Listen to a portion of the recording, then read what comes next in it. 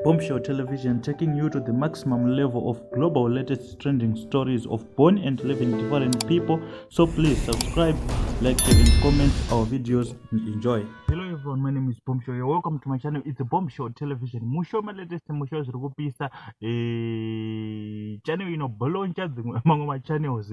Channel destroyer, varizira. The fastest rising young YouTube channel yauya latest from CCC. Madzibaba Veshanduko takanzwa kuti vakasungwa, but right now macharges tasati tamanzwa, but hatina kuzonzwa zvemacharges, asi pari kunzi vakazorohwa zvakaomarara zvekuti vhidhio racho riripo. So stay tuned kusvika up to the end of this video tichikuradzai vhidhio racho pakaiva ma1 vakarohwa. Da kuti muvaone vachizvitaurira vachiratidza mavanga ekurohwa kwavakaita. Izvozvo havo vari kunzi vari kuHarare hospital, but nyaya yacho hamene kuti ichatongwa sei pakaipa. ma1 chaivo ma1 ndofunga tese tinovaziva madzibaba Veshanduko vakarohwa zvakaomarara zvakapisa tsitsi.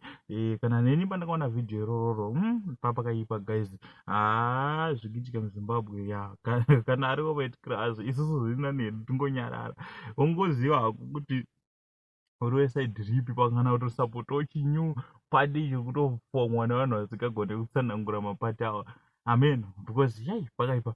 Anyway, vhidhio racho sikadai kurebesa nyaya, sikada kupedza nguva yenyu, sanganai navo muchiona mavanga. Wokomendawo in the comment section below kuti wazvifilo seiwo, what's your comment about this video. Saka pandofunga tiri kuona kukwara kwakaita ayo mabhandeji. Saka iri bhandeji rakatosunga samwe kudumbu, ndo zvari kutoratidza, because aya papa ringamboti rakavhara mavanga rapa.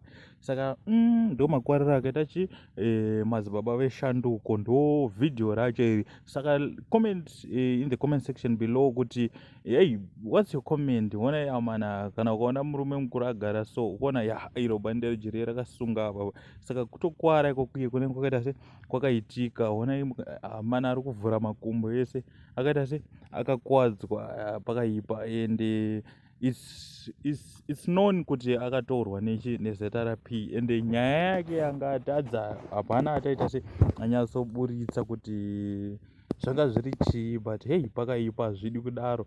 Ndiwo madzibaba Veshanduko, tasai mavanga mana, tasai mavanga pakaipa. Thanks.